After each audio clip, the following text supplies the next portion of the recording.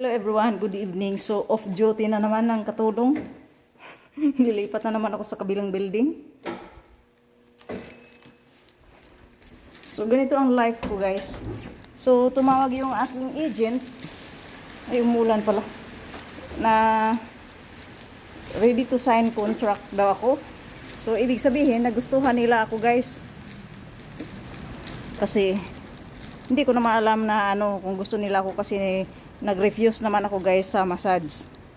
So sige, anuhin ko naman ito, guys, i-turn off kasi umuulan. Kunin ko lang yung payong ko or sombrero, tatakbo ako.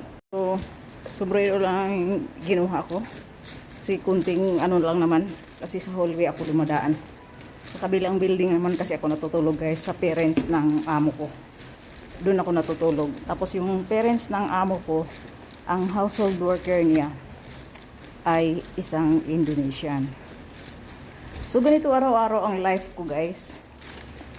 Pagka 9 PM uwi na ako para dito na ako sa kabila matulog.